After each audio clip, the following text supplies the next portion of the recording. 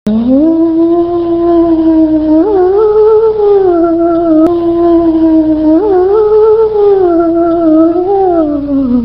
रात में ही गायब हो गया पूरा गांव। इंडिया की इस हॉन्टेड प्लेस की कहानी आपके रोंगटे खड़े कर देगी। हमारे भारत के पारंपरिक जमीन पर कई राज दफन हैं सालों से और सदियों से, और इन राजों को हम जितना जानने की कोशिश करते हैं ये उतना ही उलझते जाते हैं। ऐसा ही एक राज दफन है राजस्थान के जैसलमेर जिले के एक गांव में, जिसका नाम है कुलधरा गांव। ये गांव पिछले 170 सालों से वीरान पड़ा है। ये एक ऐसा गांव है जो रातों रात वीरान हो गया, और सदियों से लोग आज तक नहीं समझ पाए कि यहाँ कोई रहता क्यों नहीं। कुलधरा गांव के वीरान होने के पीछे एक अजीबोगरीब कहानी बताई जाती है। तो आप तैयार हैं उस कहानी को सुनने के लिए? कुलधरा की कहानी शुरू हुई थी आज से करीब 200 साल पहले, जब कुलधरा खंडर नहीं था बल्कि एक हंसता खेलता बसा बसाया गांव था। कुलधरा और उसके आसपास के लगभग 80 गांव जहां पर रहते थे पालीवाल के ब्राह्मण, लेकिन फिर जैसे कुलधरा गांव को किसी की काली नजर लग गई हो। और वो शख्स था उस समय की रियासत का दीवान सालम सिंह। सालम सिंह जिसको लोग बुलाते थे जालिम सिंह, क्योंकि वो मशहूर था लोगों पर जुल्म करने के लिए। कर यानी टैक्स के नाम पर जालिम सिंह गांव के लोगों से बहुत बड़ी बड़ी रकम और बहुत सारा सामान ऐंठा करता था, इसीलिए लोग उसे बुलाते थे जालिम सिंह। उसी जालिम सिंह की गंदी नजर जब गांव की एक खूबसूरत लड़की पर पड़ी, तो वहीं से शुरू हुई इस गांव की बर्बादी की कहानी। जालिम सिंह उस खूबसूरत सी लड़की के पीछे इस कदर पागल था कि वो उसे किसी भी कीमत पर अपना बनाना चाहता था। इसीलिए उसने गांव वालों को धमकाया कि अगर उन्होंने उसकी शादी उस लड़की से नहीं करवाई तो वो इतना बड़ा लगान और कर लागू करेगा पूरे गांव पर कि उनकी पुश्तें भी उस कर को नहीं चुका पाएंगी। उसने वहां रहने वाले सभी ब्राह्मणों पर दबाव बनाना शुरू किया। सारी हदें तो तब पार हो गई जब उस जालिम सिंह ने उस लड़की के घर ब्राह्मण के पास संदेश भिजवाया, जिसमें लिखा था कि अगर आने वाली पूर्णमासी की रात से पहले मेरी शादी इस लड़की से नहीं की तो वो पूरे गांव पर हमला कर देगा और इस लड़की को उठा कर ले जाएगा। दीवान और गांव वालों की ये लड़ाई अब उस लड़की के सम्मान की लड़ाई भी बन चुकी थी, और पूरे गांव के आत्मसम्मान की लड़ाई भी। कुलधरा गांव की चौपाल पर हजारों ब्राह्मणों ने एक बैठक करी और उन्होंने ये फैसला किया कि वो अपनी गांव की लड़की की इज्जत के खातिर पूरा गांव खाली कर देंगे, पर अपनी लड़की उस जालिम सिंह के हवाले नहीं करेंगे। और उस बैठक की अगली ही शाम कुलधरा गांव कुछ ऐसा वीरान हुआ जैसे सदियों से वहां कोई ना हो।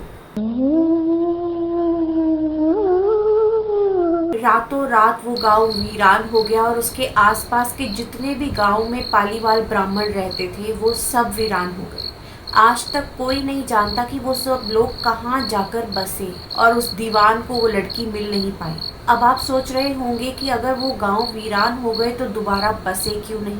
भारत के प्रशासन ने बहुत कोशिश करके इतने सारे गाँव में से काफ़ी सारे गाँव दोबारा बसा दिए, लेकिन कुलधरा और एक और गांव खाबा ये कभी नहीं बस पाए बहुत सारी कोशिशों के बावजूद। ऐसा कहा जाता है कि ब्राह्मण के परिवारों ने यहाँ से जाने से पहले इस गांव को श्रापित कर दिया था ताकि यहाँ कभी कोई न बस पाए। और आज भी कहा जाता है कि उस गांव में रात को भूत प्रेत और आत्माओं का संसार बसता है। इस गांव में जाने वाले हर इंसान को किसी न किसी हादसे का शिकार होना पड़ा।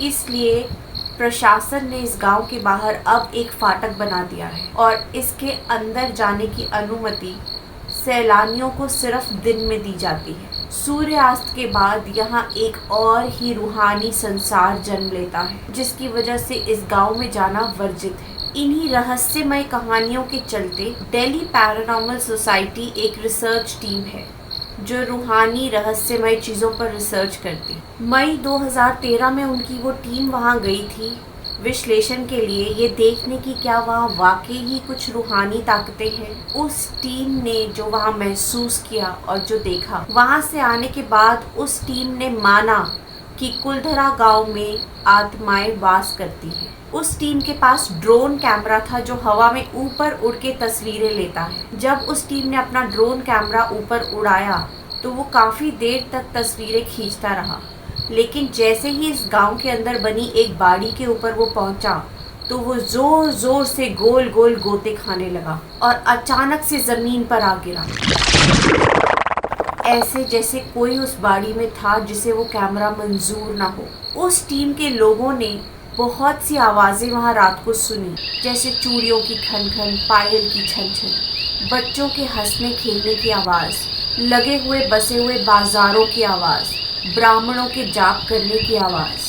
और जब वो टीम अपनी गाड़ी में बैठकर वहाँ से वापस आई तो उन्होंने बताया कि उनकी गाड़ी के शीशों पर छोटे बच्चों के पंजों के निशान थे, जबकि उन्हें वहाँ कोई बच्चे नहीं मिले थे। तो अगर आप कभी राजस्थान जैसलमेर घूमने जाएं तो दिन में कुलधरा गांव जाकर आना और देखना कि वहाँ इस गांव की क्या दशा है, लेकिन रात को उसके पास जाने की सोचना भी मत।